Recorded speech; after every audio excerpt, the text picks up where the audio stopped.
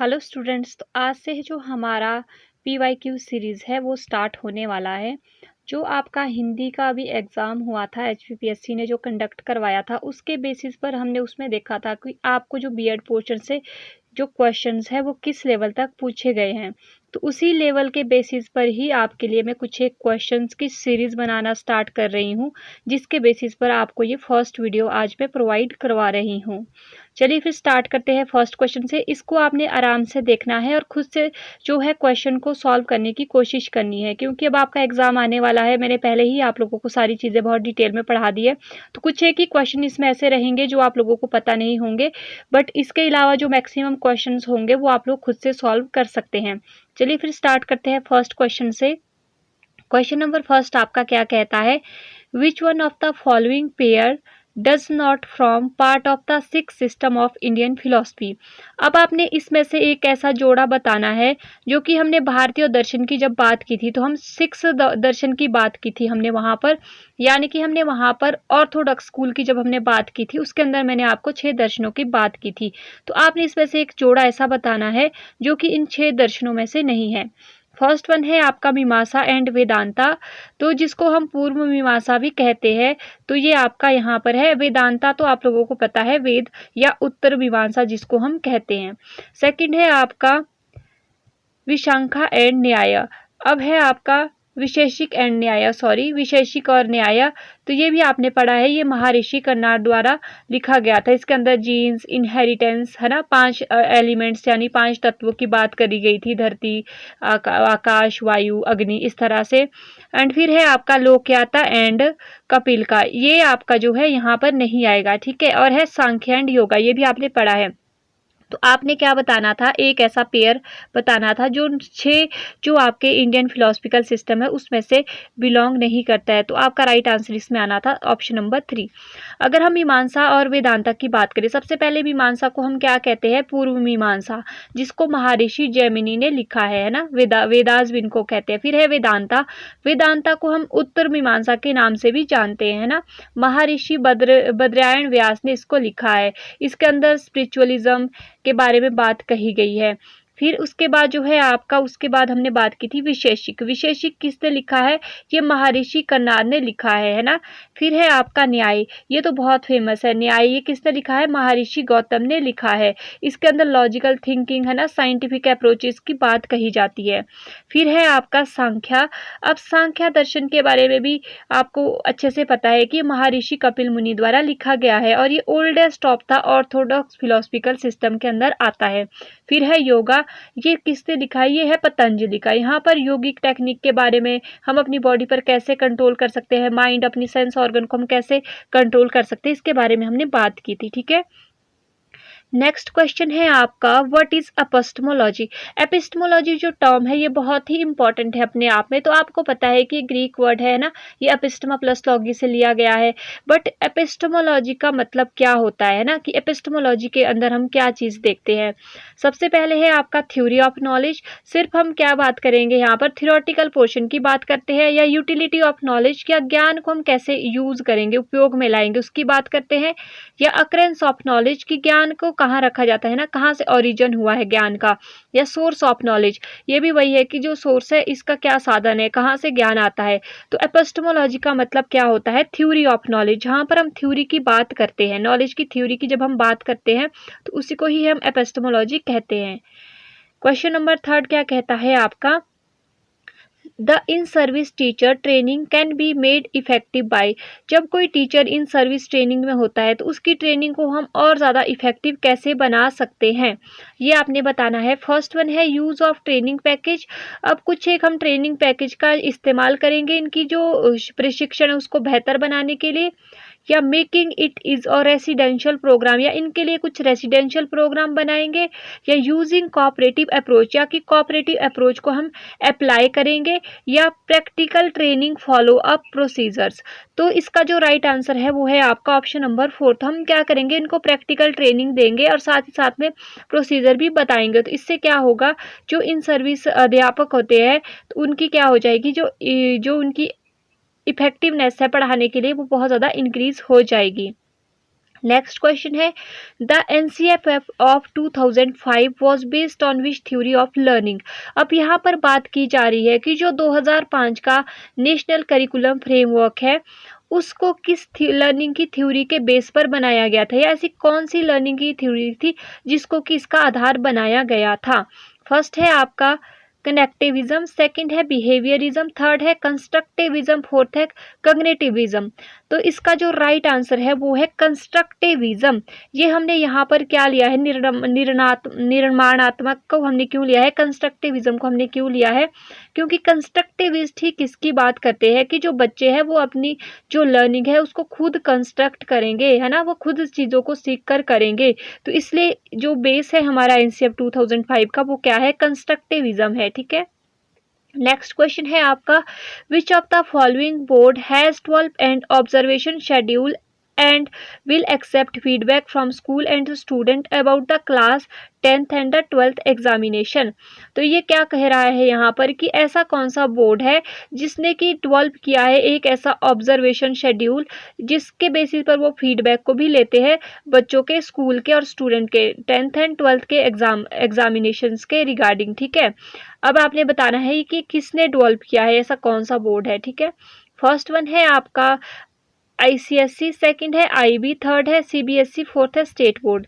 तो इसका जो राइट आंसर है तो वो है सीबीएसई। सीबीएसई क्या करता है, इन्होंने एक ऐसी ऑब्जर्वेशन बॉडी को डेवलप किया है जिससे कि क्या करते हैं, फीडबैक को भी एक्सेप्ट करते हैं किसी भी स्कूल से एंड स्टूडेंट से जो कि क्लास 10th और 12th के एग्जाम में जो बच्चे हैं वो रहते हैं। ठीक है, नेक्स्ट है आपका, which model is more like to concept and principle development in cognitive psychology. तो आपने इसमें से बताना है कि इसमें से कौन सा एक टीचिंग मॉडल है जो कि principle development in cognitive psychology के बेसिस पर है। तो जब हम टीचिंग मॉडल की बात करते थे तो वहाँ पर मैंने आपको जॉयस एंड वैली का जो एक टीचिंग मॉडल है उसके बारे में बहुत डिटेल में बात करी थी। तो उनका जो मॉडल था उसके अंदर उन्होंने सबसे ज़्यादा किसकी बात की थी, इंफॉर्मेशन प्रोसेसिंग मॉडल की बात की थी। तो इंफॉर्मेशन प्रोसेसिंग मॉडल के अंदर ही आपका क्या आ जाता है, जहां पर आप सोचते हैं, थिंक करते हैं ना, फैक्ट्स देते हैं किसी भी चीज़ को, जहां पर हम डाटा की बात करते हैं, तो ये सारा हमारा किसके अंदर आ जाता है, इंफॉर्मेशन प्रोसेसिंग मॉडल के अंदर आ जाता है। ठीक है, next one is the Satya Shodhak Samaj founded by Phule aim to promote. अब जो सत्य शोधक समाज था उसने किस चीज़ के लिए काम किया था ना, उनका क्या मेन एम था कि किस चीज़ को उन्होंने प्रमोट करना है। फर्स्ट वन है द अथॉरिटी ऑफ द ब्राह्मण कास्ट, यानी कि उन्होंने जो उनको एक अथॉरिटी चाहिए थी किसके लिए, अपनी कास्ट के लिए, या equality for the poor and lower caste, सबके लिए इक्वलिटी की वो बात करते थे, या promote the traditional social hierarchy, या जो चली आ रही परंपरा है उनको ही प्रमोट करने की बात करते थे, या इनमें से कोई भी नहीं।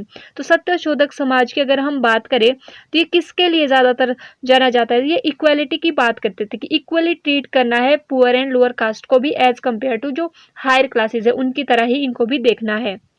नेक्स्ट है आपका, in which year Jyotirao Phule open the first school for girl in India.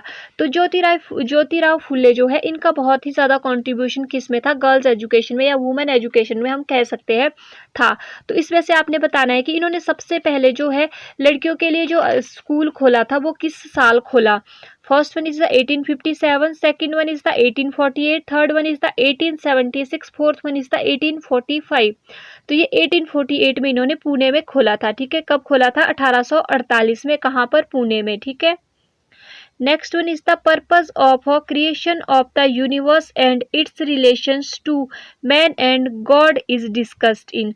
अब जब हम बात करते हैं किसकी, सबसे पहले यहाँ पर बात की गई है कि कहाँ पर किस चीज़, इसमें से कौन सी ऐसी एक जो हमारे पास ब्रांच है उसके अंदर हम बात करते हैं यूनिवर्स के रिलेशन की, ह्यूमन बींग्स के साथ, मैन के साथ एंड भगवान की, जहाँ पर हम बात करते हैं। तो ये आपने यहाँ पर बताना है कि हम किस में इसकी बात करते हैं। फर्स्ट वन है इस आपका एपिस्टेमोलॉजी में हम इसकी बात करते हैं, सेकंड है आपका एथिक्स में हम इसकी बात करते हैं, फिर है आपका मेटाफिजिक्स एंड फिर है आपका कोई भी नहीं। तो आपने बताना है कि इसमें से ऐसा कौन सा है जहाँ पर हम बात करते हैं यूनिवर्स के रिलेशन की, किसके साथ, मैन की और गॉड की।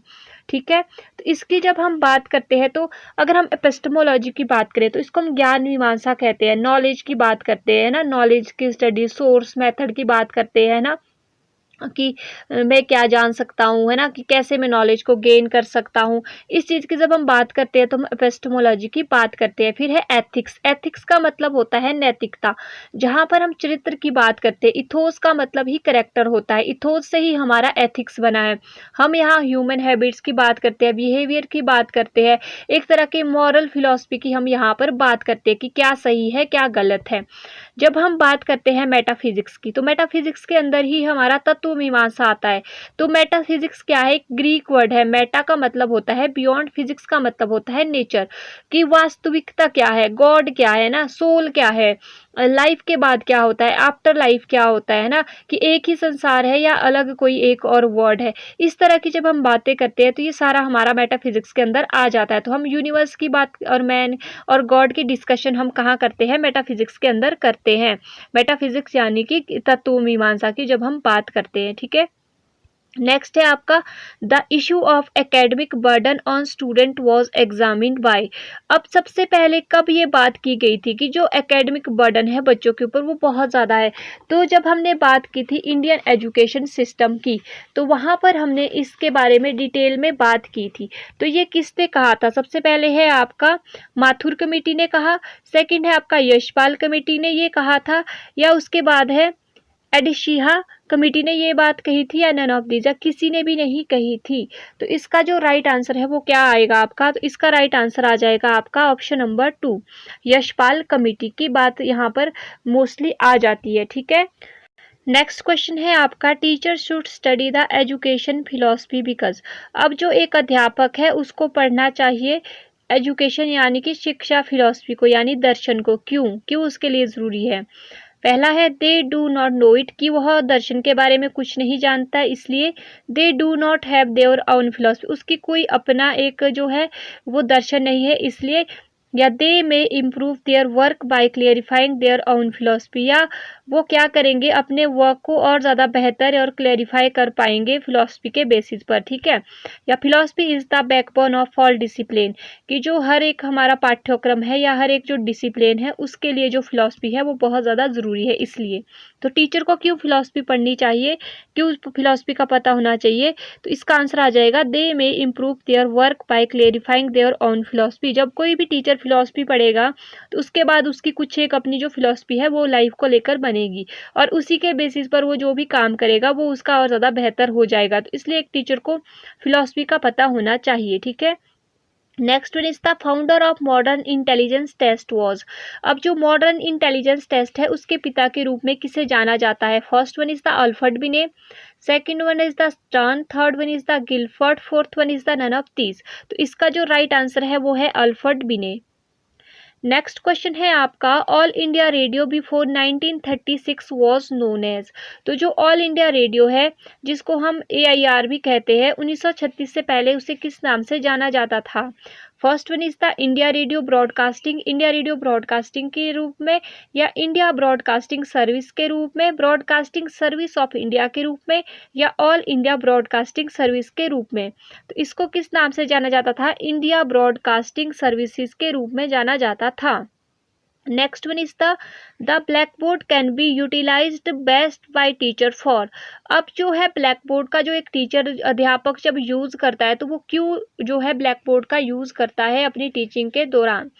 First one is the making the student attentive, बच्चों को बहुत ज़्यादा अटेंटिव बनाने के लिए, या हाईलाइट द टीचर हिमसेल्फ, अपने आप को बहुत ज़्यादा हाईलाइट करने के लिए, या writing the important and notable points, यानी कि जो महत्वपूर्ण कुछ भी पॉइंट्स हो गए उनको लिखने के लिए ब्लैक बोर्ड का यूज़ करता है, या putting the matter of teaching in black and white.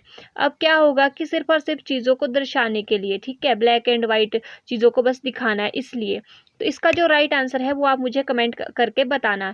Next है आपका who advocate the creation of a classless society. तो क्लासलेस सोसाइटी की बात कौन करता है, या किसने इसमें से जो है क्लासलेस सोसाइटी की बात की है? फर्स्ट है ऑगस्ट कॉमेट, इसका सोशियोलॉजी में बहुत ज़्यादा रोल है, ये मैंने आपको बहुत ही डिटेल में पढ़ाया है। सेकंड है कार्ल मरे, सेकंड है प्लेटो, फिर है महात्मा गांधी। तो क्लासलेस सोसाइटी की बात कौन करते हैं? काल मैरी करते हैं। सेकंड ऑप्शन आपका जो है इसका राइट आंसर आ जाएगा। तो आई थिंक आपके लिए ये वीडियो यूज़फुल हो और इसमें से आपको जो है कुछ एक क्वेश्चन एग्जाम में भी देखने को मिले।